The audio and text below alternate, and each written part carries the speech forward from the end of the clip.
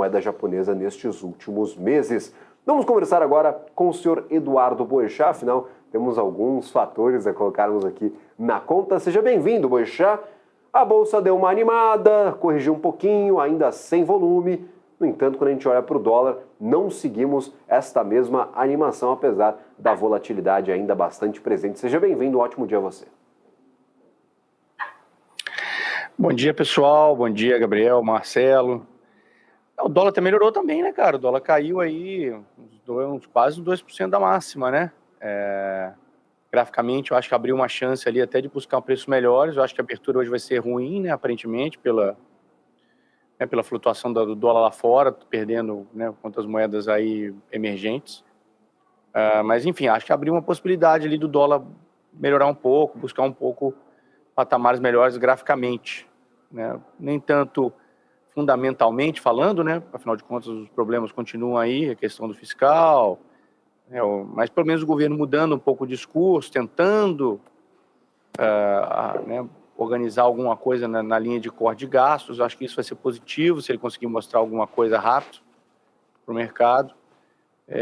Acho que abriu uma possibilidade. Acho que o dólar deu uma estilingada, né? A gente teve um overshoot aí para cima. Tudo bem que foi devagar, né? Todo dia um pouquinho, a gente não teve nenhuma pancada grande. Mas, enfim, o fato é que a gente foi para 5,40, que é um movimento forte.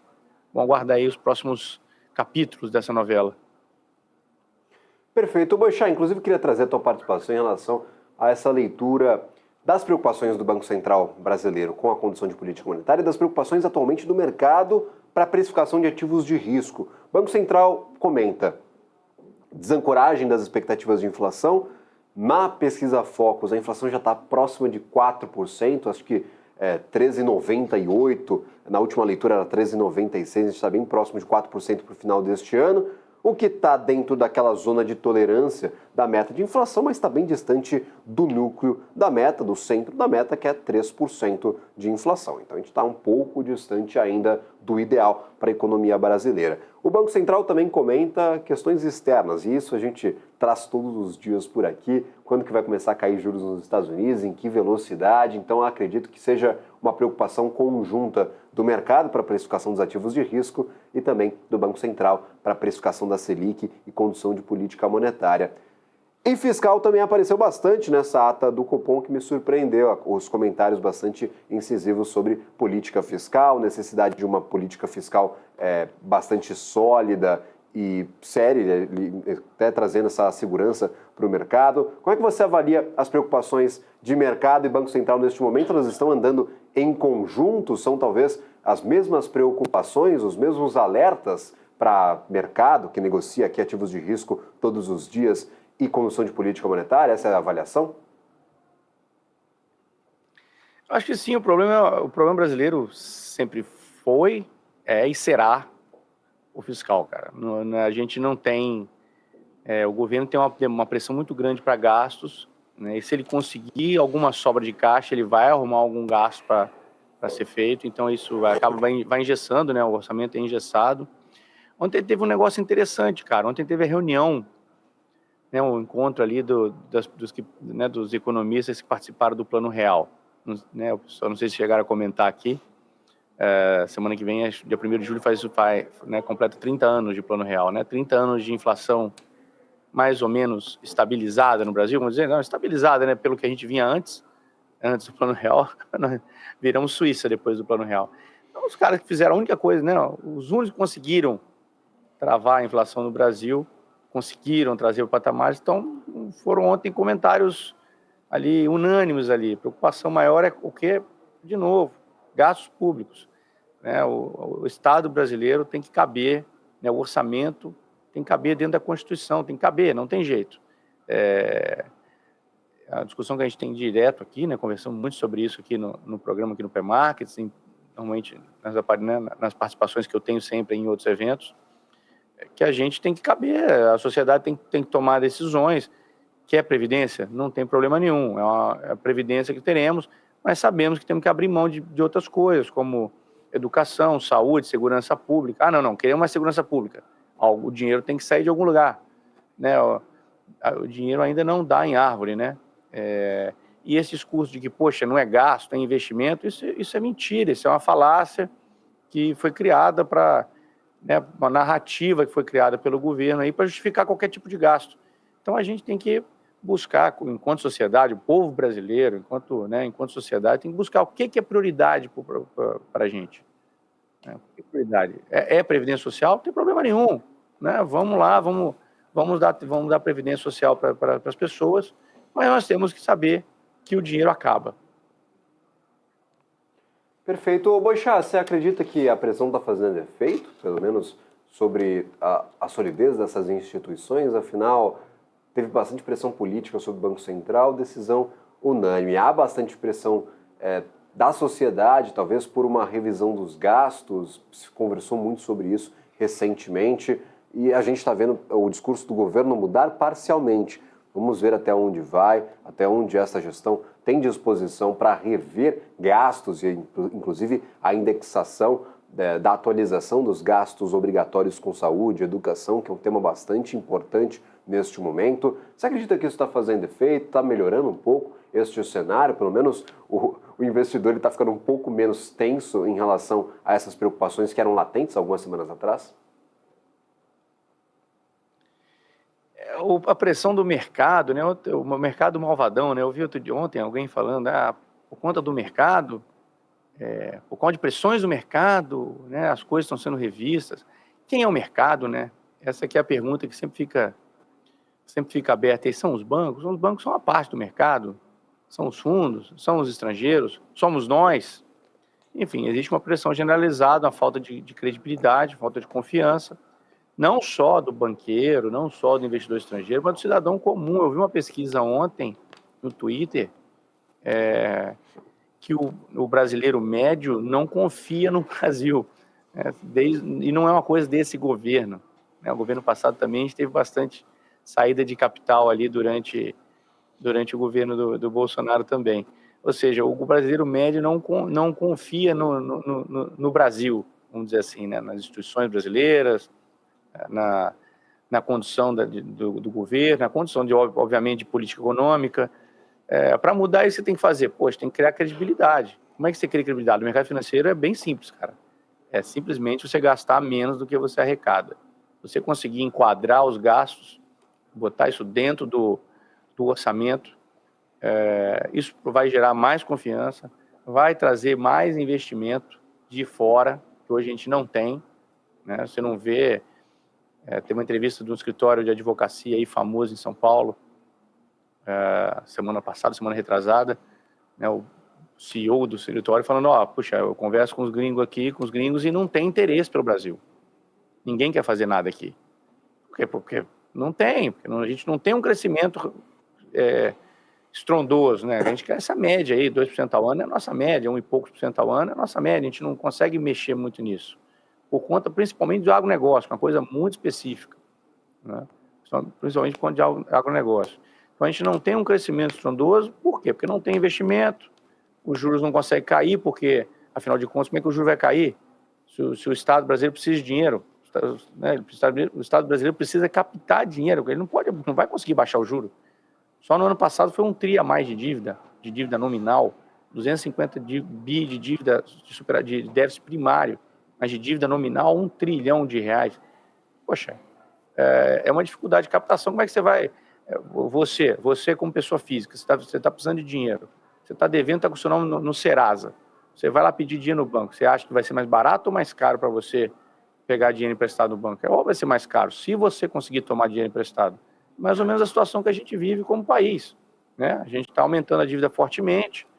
O estudo do próprio governo, não estou falando nada diferente aqui, o próprio governo espera que a relação dívida-PIB piore nos próximos anos. Né? Ele mesmo canta essa bola.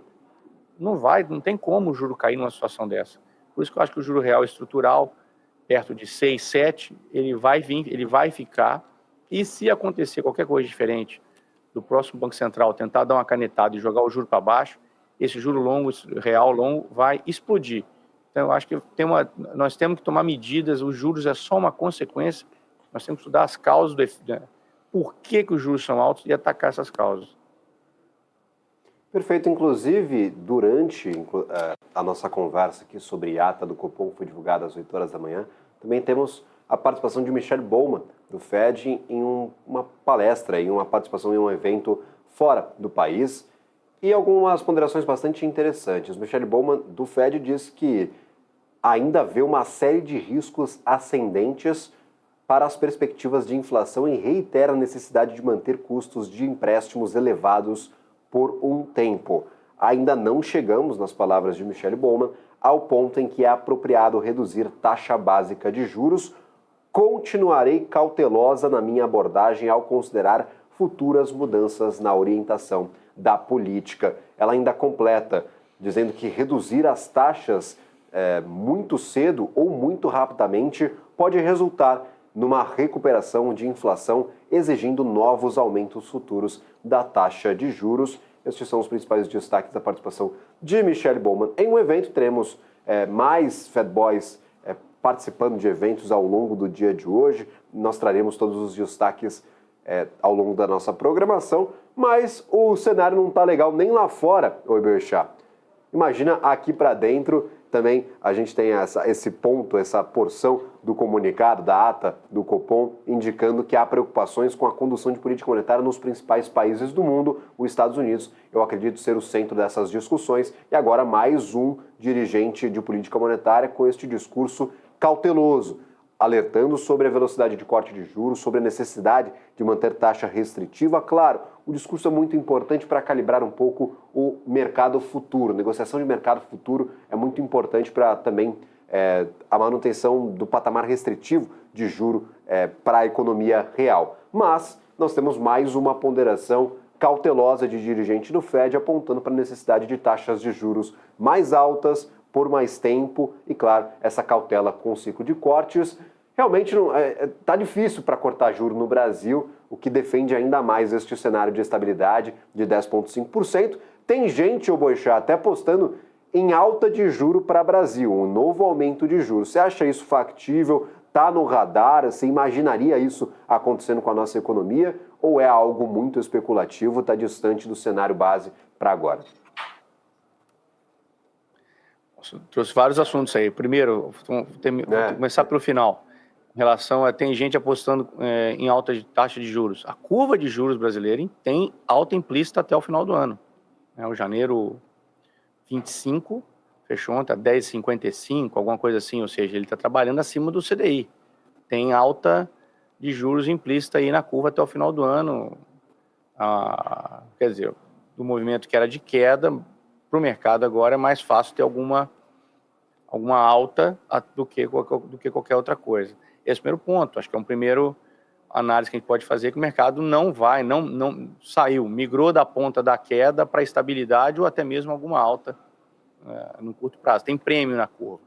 Com relação aos Estados Unidos, acho que o Banco Central americano tem que fazer esse papel mesmo, estamos analisando os números, temos que esperar, calma pessoal, não tem o que fazer, mas o fato é que os números de inflação vieram melhores na última janela aí, nos últimos 30 dias, nos inflação CPI, PPI vieram melhores. Sexta-feira tem o PCI, que é um número importantíssimo, é o Personal Consumer Expenditure. Poxa, gastei meu inglês aqui todo com vocês. Então tem esse número na sexta-feira, é um número importante para a gente poder acompanhar, que o Banco Central americano adora esse número. Vai dar uma luz aí, e tendo mais um ou dois números de inflação bons aí nas próximas janelas de meses aí de julho e agosto, é por isso que o mercado está precificando o corte em setembro. É o tempo desses números de inflação realmente se consolidarem um patamar um pouco abaixo, o Banco Central americano vai vir para começar a cortar. Meio que no preço, bolsas americanas aí nas máximas históricas, muito próximas das máximas históricas, principalmente por conta de inteligência artificial, mas o fato é que não é só a Nasdaq que está na massa histórica, o Dow Jones também está bem, não está tão bem quanto a Nasdaq, mas também subiu bastante, a S&P tem uma influência grande de tecnologia, também subiu bastante, enfim, índices americanos em alta, principalmente por conta dessa esperança aí de corte de juros rapidamente, e historicamente, se a gente pegar estatisticamente o que aconteceu em movimentos de corte de juros nos Estados Unidos, são movimentos de bull market longos, A década de 80 foi um movimento de bull market longo, a década de 90 também teve. Enfim, movimentos grandes de alta da Bolsa, no início dos anos 2000 também, depois, depois da crise da Nasdaq, depois um movimento forte também, principalmente depois de início de movimento de corte de taxa de juros. Inclusive, mais ponderações aqui de Michelle Bowman, dizendo que não vê corte em 2024, bem dura na sua comunicação, não vê nenhum corte para a taxa nos Estados Unidos neste ano ainda. Senhor Eduardo Boechat, muito obrigado pela participação, que prazer enorme tê-lo por aqui, seja sempre bem-vindo ao nosso pre-market. Expectativas para o dia de hoje, como é que está a tua cabeça para essa participação final aqui no programa? O mercado deve operar aí Copom, né? Hoje, agora na abertura, o que é a ata do Copom. Não vi nada fantástico até onde eu vi ali. Eu vou ter que sair agora para dar uma olhada mais de perto, mas não vi nada demais. Ata do Copom. Tem um pouco de conference board, né? O índice de confiança do consumidor às 11 da manhã. E à tarde tem alguns diretores do Fed falando aí. Acho que o mercado vai ficar em cima disso. Espero que continue volatilidade. Não acho que acabou a volatilidade, né? Porque melhorou 2, 3, 4 dias aí a Bolsa, né? Principalmente. A Bolsa melhorou mais dias aí, que eu acho que acabou. Temos que ficar esperto, bastante volatilidade, e o que é bom para quem opera o mercado. Valeu. Senhor Eduardo Boechat, seja sempre bem-vindo. Nos vemos amanhã. Amanhã, dia importante, quinta-feira também, bastante movimento.